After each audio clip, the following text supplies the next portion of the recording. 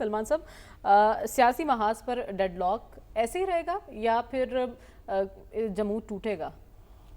پہلے تو جو فضل الرحمان صاحب کی بات ہو رہی ہے کہ ان کے چہرے پہ مسکراہٹ اور مسکراہٹ پہ لکھا نظر آتا ہے کہ یہی چراغ جلیں گے تو روشنی ہوگی، یعنی فاتحانہ مسکراہٹ۔ جی ایک بار پھر اہمیت اختیار جی بالکل اہمیت اختیار کر کے ہیں۔ دیکھیں بات یہ جو آپ نے سیاسی ڈیڈ لاک کی بات کی ہے کہ یہ لمحہ فکری ہے پولیٹیکل فورسز کے لیے، اور میں سمجھتا ہوں کہ یہ ان کی ناکامی ہے۔ ماضی کے اندر بھی اس طرح کی کیفیت طاری ہوتی تھی ٹو پارٹی سسٹم میں، لیکن بالآخر کچھ ایشوز پہ بیٹھ کے وہ اتفاق رائے کر لیتے تھے۔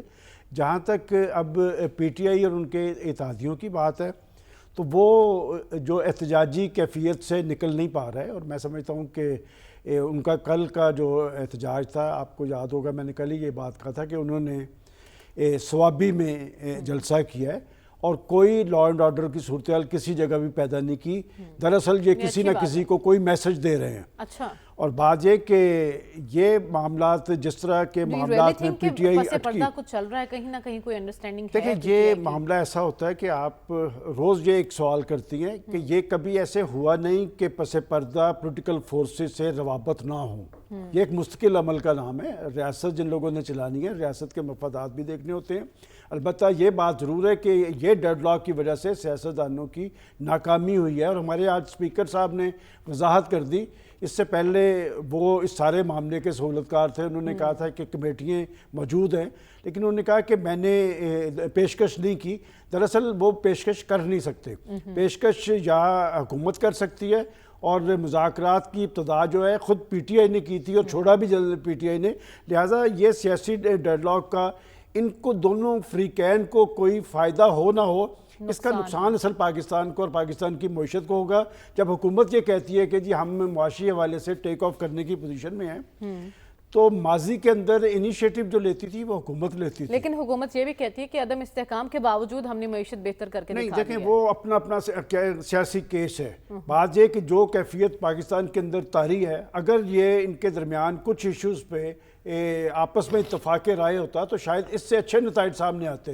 اور یہ جو سیاسی ڈیڈ لاک کی کیفیت ہوتی ہے یہ سسٹم کے لیے بہتر نہیں ہوتی، اور بات یہ کہ یہ معاملہ تب آگے چلتا ہے جب ایک ایک قدم پیچھے ہٹا جائے۔ اگر وہ ایک ایک قدم پیچھے ہٹنے کے لیے تیار نہیں، اور حکومت یہ سمجھتی ہے کہ جی ان سے مذاکرات کرنے کا فائدہ کوئی نہیں، کہتے وہ یہ ہیں جی کہ ہم نے اسٹیبلشمنٹ سے کرنے ہیں۔ چونکہ خان صاحب کی ساری سیاست اٹھا کے دیکھ لیں، پہلے تو وہ ڈائیلاگ کے قائل ہی نہیں ہیں، کہ خود پاکستان کے واحد پرائم منسٹر ہیں جنہوں نے 3.5 سال میں ایک دفعہ بھی انیشیٹو نہیں تھا لیا، اور اب بھی وہ یہی مخاطب کرتے نظر آتے ہیں کہ جی ان کے پاس اختیار نہیں ہے۔ اور جب وہ یہ کہتے ہیں کہ ان کے پاس اختیار نہیں ہے تو مجھے یاد آتا ہے کہ آپ نے تو خود اعتراف کیا تھا۔ تو پھر سلمان صاحب اب خان صاحب کو نظر کیا آ رہا ہے؟ مذاکرات بھی نہیں کرنے، خان صاحب کو اس احتجاج بھی وقت کچھ کرنا ہے نظر جو نہیں پہلے آ رہا آزمایا جا چکا ہے۔ خان صاحب کو کچھ نظر نہیں آ رہا، چونکہ اگلا ٹاپک آپ کا ہوگا مکتوب پہ، اس پہ ہم بات کر لیں گے کہ بات یہ کہ وہ جس کیفیت، وہ ایک نفسیاتی کیفیت سے دو چار ہے، اور یہ ایک مایوس کن اس کا آئینہ دار ہے۔ اور بات ہے کہ خان صاحب اپنے لیے راستہ بنائیں۔ ماضی کے اندر نواز شریف صاحب خان صاحب کو گرینڈ الائنس سے کچھ امیدیں ہیں؟ دیکھیں آپ جس گرینڈ الائنس کی بات کر رہی ہیں، میں اسی کی آپ کو حوالہ دوں کہ اس میٹنگ میں شاہد خاقان عباسی نے کہا کہ اس مکتوب کا میں حامی نہیں ہوں۔ اچھا، کہ بات یہ کہ آپ ایک طرف ان کو ٹارگٹ کر رہے ہیں، دوسری طرف آپ گرینڈ الائنس کی بات، کیا فضل الرحمان صاحب ساتھ ہوں گے؟ میں تو سمجھتا ہوں، میں پہلے دن سے آپ کو کہہ رہا ہوں کوئی گرینڈ الائنس نہیں بننا، چونکہ خان صاحب نے فیصلہ سازی کا اختیار کسی اور کو نہیں دینا۔ اور ماضی کے اندر یہ محمود خان اچکزئی صاحب کے ساتھ کیا کیا کہ ان کو ایک 6 جماعتی الائنس بنایا تھا، اچکزئی صاحب کو کتنا کہ اختیار دیا اور اچکزئی صاحب نے کتنا کہ اس میں انیشیٹو لیا۔ میرا نہیں خیال کہ کوئی گرینڈ الائنس بن سکے گا۔ بالآخر خان صاحب کو معاملہ پاکستان کی پولیٹیکل فورسز اگر پس پردہ بھی کچھ چل رہا ہے نا، تو یہ اختیار گورنمنٹ کے پاس ہے، اعلان اس کا گورنمنٹ ہی کرے گی۔ سلمان صاحب آپ کو واقعی لگتا ہے کہ اس خط کو اہمیت دینے کی ضرورت ہے؟ دیکھیں مریم، اس وقت جو صورتحال ہے کہ ایک دو باتیں تو میں اصولی کروں گا کہ یہ فورسز اور عوام کے درمیان ایک غیر اعلانیہ اتحاد رائے آپ کی سیاسی تاریخ یہ بتاتی ہے، اور اگر کوئی اس پہ اثر انداز ہو رہا ہے، جیسا کہ وہ اپنے خط میں بار بار کہہ رہے ہیں فاصلے قائم ہو رہے ہیں، جناب آپ نے کون سی ایسی کمی چھوڑی ہے جو کوئی اور پوری کر رہا ہے؟ پچھلے آپ دیکھ لیں کہ 1.5-2 سال سے وہ کیا کر رہے ہیں؟ وہ فوج کے ادارے کے بارے میں کنفیوژن طاری کرنا ہے۔ پہلا کویسچن تو یہ ہے کہ ان کا سٹیٹس اس وقت ایک سزا یافتہ کا ہے۔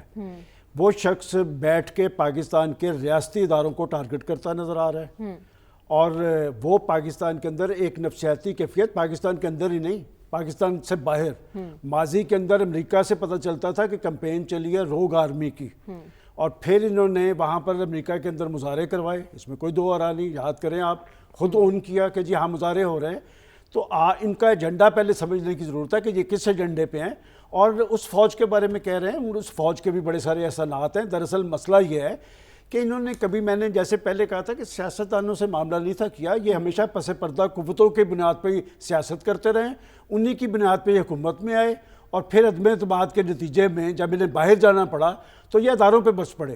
اب ان کا ٹارگٹ جو ہے وہ حکومت اور ریاست دونوں ہیں، اور وہ یہ سمجھتے ہیں کہ میں یہ کیفیت طاری کر کے ان کو دباؤ میں لے آؤں گا۔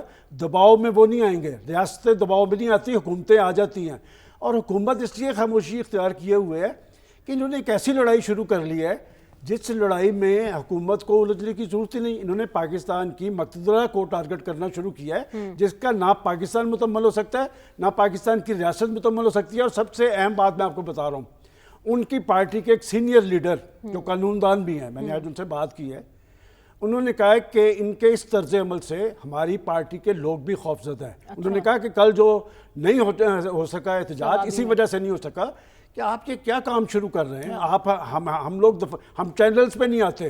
اس بندے نے کہا کہ مجھے 15 دن سے ہو گئے ہیں جب سے انہوں نے پہلا لیٹر لکھا ہے، میں چینل پہ نہیں آ رہا کہ ہم کیا وہاں پر بات کریں۔ اور آپ اس صورتحال کے اندر کہ جب دہشت گردی کے خلاف فوج قربانیوں کی ایک تاریخ رقم کر رہی ہے۔ پہلے لیٹر کی بھی کوئی کنفرمیشن نہیں آئی تھی نا سلمان صاحب، دوسری طرف سے تو کہا گیا کہ ایسا کوئی لیٹر موصول نہیں ہوا۔ دیکھیں، یہ جو جب خط کا لفظ استعمال ہوتا ہے نا، یہ ایک ذاتی اور انفرادی عمل ہوتا ہے، لیکن وہ چارج شیٹ کر رہے ہیں، وہ اسے علامتی خط کے طور پہ ادھر نہیں بھیج رہے ہیں، وہ میڈیا کو جاری کر رہے ہیں، وہ اپنے آپ کو ریلیونٹ کرنے کی کوشش کر رہے ہیں۔